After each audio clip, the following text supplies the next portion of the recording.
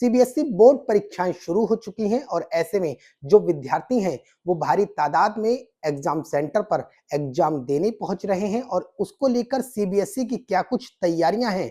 इन्हीं सब तमाम मुद्दों पर हमारे साथ बातचीत करने के लिए Sanyam Bhardwaj, examination controller CBSE board के मौजूद हैं। आइए बात करेंगे। सर, क्या कुछ तैयारियां हैं, कितने सेंटर हैं और कितने विद्यार्थी हैं इस बार? हमारे इस बार 42 लाख से ज़्यादा बच्चे जो हैं कक्षा 10 और कक्षा 12 की परीक्षाओं में बैठेंगे और इसके लिए लगभग हमने 7600 से ज़्यादा परीक्षा केंद्र भारत में और 26 दूसरे देशों में बनाए हैं। परीक्षा की तैयारियां, क्योंकि परीक्षा बहुत बड़े स्तर पर होती है तो लगभग हमको इनको पूरा करने में 100-150 दिन लगते हैं। तो वो सारी तैयारियां हम अपनी पूरी कर लेते हैं और पूरी करने के लिए हमको ज़रूरत होती है कि बच्चों की एलओसी भरी जाए, उनके फोटोग्राफ्स, उनके सब्जेक्ट नेम्स ये सब चेक हो जाएं, उसके बाद सेंटर सारे फिक्स हो जाएं, उनके एडमिट कार्ड इशू हो जाएं, उनके लिए जो दिशा निर्देश हैं वो बन जाएं, परीक्षा कराने के लिए जो स्टैंडर्ड ऑपरेटिंग प्रोसीजर्स हैं वो अपडेट हो जाएं, अपग्रेड हो जाएं, इवैल्यूएशन के लिए जो तैयारियां हैं वो सारी हो जाएं, लोगों की ड्यूटी लग जाएं, ऑब्जर्वर्स की ड्यूटी लग जाएं, लोगों को ब्रीफ कर दिया जाए। तो ये जो सारी तैयारियां होती हैं, ये सारी तैयारियां हमारे द्वारा समय समय पर की जाती हैं और इन सभी तैयारियों को हम पहले पूरा कर लेते हैं और परीक्षा सुचारू रूप से प्रारंभ हो चुकी है और अब समापन की ओर अग्रसर है। सर, एक चीज और बताइए, क्योंकि अब महाकुंभ मेला चल रहा है और आप लोगों के लिए कहीं ना कहीं मुझे लगता है एक डिफिकल्ट टास्क भी है उस डिस्ट्रिक्ट में मैनेजमेंट करना। किस तरीके से हैंडल किया गया, क्योंकि बहुत चुनौती है लेकिन आप लोगों ने हैंडल किया है। देखिए, जब हम परीक्षाओं की तैयारी करते हैं तो पूरी कंट्री को, जहाँ पर भी हमारा अधिकार क्षेत्र है, जहाँ हमारे बच्चे परीक्षाएं देंगे, हम वहाँ पर देखते हैं कि किस तरीके की जो है किस तरीके का वातावरण है, समस्याएं हैं, कहीं कोई विशेष बात है। तो इस बार अगर मान लीजिए कुंभ की बात है तो कुंभ हो गया, कहीं पहाड़ों की बात है जहाँ स्नोफॉल हो रहा है, तो कहीं कुछ और इशू हो सकता है, लॉ एंड ऑर्डर का हो सकता है। तो वो सब चीज़ों को ध्यान में रखते हुए हम उनकी तैयारी करते हैं। तो प्रयागराज के लिए हम लोगों ने सबसे पहले डिस्ट्रिक्ट एडमिनिस्ट्रेशन के साथ बातचीत की। डिस्ट्रिक्ट एडमिनिस्ट्रेशन जो है बहुत कोऑपरेटिव था। सब लोगों ने मिलकर, कमिश्नर और डीएम ने मिलकर, वो हम मेरे क्षेत्रीय अधिकारी के साथ बातचीत की। वहाँ पर हमने स्कूल्स के साथ मीटिंग की, बच्चों के साथ मीटिंग की और उसके अलावा हमने जो एक पब्लिक नोटिस वहाँ पर जारी किया। एग्जाम को लेकर पुलिस फोर्स के साथ भी मीटिंग होती है, हर स्टेट्स के डीजीपी होते हैं, कमिश्नर होते हैं। क्या कुछ उनको कुछ खास सीबीएसई की तरफ से हिदायत दी गई है या कुछ खास तैयारियां की गई हों? देखिए, हम जो है चीफ सेक्रेटरी को, डीजीपी को, डीएम को, एसएसपी को, जो भी स्टेट गवर्नमेंट है, क्योंकि हम पूरी कंट्री में करा रहे हैं, हर स्टेट में, हर यूटी में करा रहे हैं, तो जो डिस्ट्रिक्ट एडमिनिस्ट्रेशन है, जब तक हम उसको अपने साथ नहीं लेंगे, उनको नहीं पता होगा, तो कोई भी दिक्कत हम उनके लिए पैदा कर सकते हैं। अब जब एग्जाम होगा किसी भी शहर में, तो वहां पर परीक्षा के दिन बहुत सारे बच्चों का, पेरेंट्स का, टीचर्स का मूवमेंट एक साथ शुरू होगा। तो वो लॉ एंड ऑर्डर की सिचुएशन हो सकती है, कहीं जाम लग सकता है, हो सकता है बिजली वहां पर ना हो किसी वजह से, कहीं कोई और दिक्कत हो। तो हम लोग इनको, सब लोग जितने भी अधिकारी हैं उनको पत्र लिखते हैं और जो हमको आशा उनसे है, जो रिक्वेस्ट हम करते हैं, वो उसमें मेंशन करते हैं।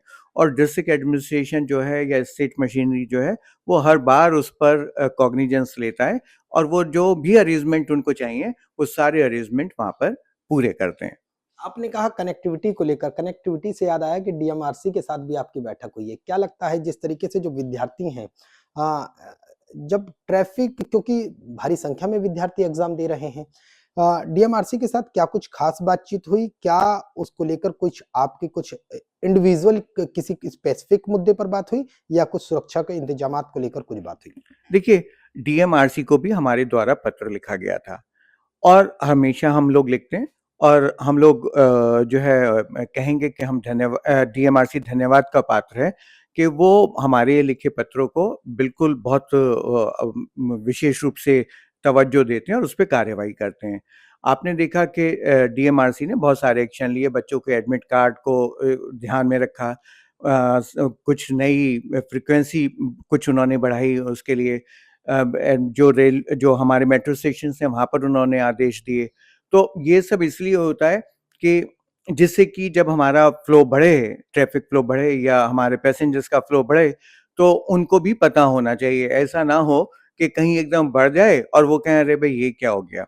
तो हम लोगों का हमारी ये भी ज़िम्मेदारी है कि अगर हमको मदद चाहिए, तो हम उनको एडवांस में बताएँ। कई बार एग्जाम सेंटर्स पर बच्चा नकल करता हुआ पकड़ा जाता है और कई बार उसको ऐसा सस्पेक्टिव माना जाता है कि वो नकल कर रहा था। उसको लेकर विजिलेंस टीम एग्जाम सेंटर के बिहाफ पर और आपके बिहार बिहाफ पर सर्विलांस टीम को क्या कुछ तैयारियां की गई हैं, उस पर भी क्या कुछ खास जोर दिया गया है? हम लोग सारे इंतज़ामात करते हैं, पहले हम बच्चों को भी निवेदन करते हैं, पेरेंट्स को निवेदन करते हैं, स्कूल से कहते हैं कि आप उनको बताइएगा, एडमिट कार्ड पर ये सब सूचनाएँ हम उनको देते हैं कि आपको अनफेयर मीन्स में ये चीज़ें शामिल हैं, आप ना करें।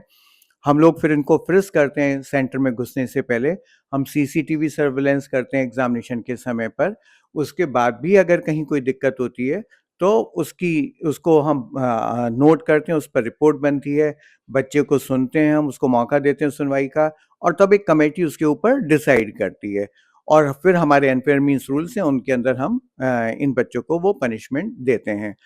लेकिन फिर भी मैं ये कहूँगा कि ये पनिशमेंट का के लिए जो बच्चे होते हैं वो नगण्य होते हैं और ये नंबर बिल्कुल वो है जिसको कि हमको काउंट नहीं करना चाहिए।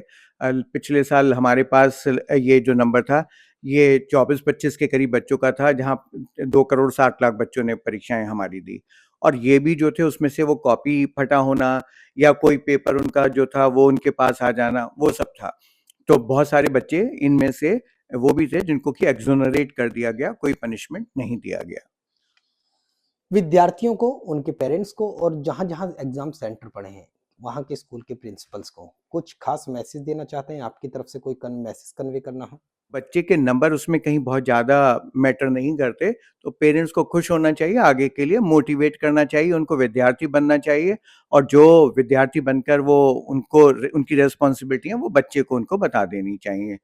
बच्चों से मेरा निवेदन है कि वो सारे बच्चे बहुत अच्छे तरीके से अपनी परीक्षा की तैयारी करें। परीक्षा से पहले आराम करें, सोएँ, ठीक पूरी नींद लें। आप विश्वास मानिए अगर आप पूरी नींद ले लेते हैं 7-8 घंटे की, तो आप बेटर परफ़ॉर्म कर पाएँगे क्योंकि आपका ब्रेन जो है वो ठीक तरीके से काम करेगा।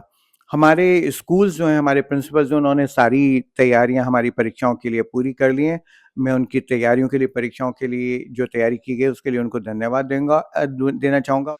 नंबरों से याद आया कि जब रिजल्ट आउट हो जाता है तो ऐसे में गार्जियन जो होते हैं बच्चों पर दबाव बनाते हैं कि मार्क्स इतने कैसे कम रह गए? क्या कुछ कहना चाहते हैं? मैंने जैसे पहले कहा कोई दबाव बनाने की ज़रूरत नहीं है। ये मार्कशीट 10th और 12th की 5 साल 6 साल के बाद किस फ़ाइल में कहाँ दबी होगी किसी को नहीं पता चलेगा। केवल अपने वो टीचर्स को याद करेंगे, अपने स्कूल को याद करेंगे और मेरा मानना है वो उनको धन्यवाद देंगे क्योंकि वो जीवन में बहुत अच्छा काम कर रहे होंगे। हर बच्चे का भविष्य निर्धारित है और मेहनत उस भविष्य को कहीं पर भी ले जा सकती है। तो वो मेहनत बच्चे जो हैं हमारे आज के वो सब पूरी तरीके से तैयार हैं, कड़ी से कड़ी मेहनत करने के लिए और उनका और देश का भविष्य स्वर्णिम है। ठीक है सर, धन्यवाद। ये हमारे साथ थे examination controller of CBSE board संयम भारद्वाज। इनका साफ तौर पर कहना है कि बच्चे जो विद्यार्थी हैं वो 8 घंटे के आसपास की नींद लें और इसके साथ ही साथ गार्जियन बच्चों पर दबाव मार्क्स को लेकर बिल्कुल ना बनाएं। मार्क्स क्या है, सिर्फ एक मार्कशीट में दर्ज रहता है जिसको आगामी कई सालों बाद लोग भूल जाया करते हैं। दिल्ली से कैमरामैन विपिन के साथ मैं राहुल शुक्ला, नमन सत्य न्यूज।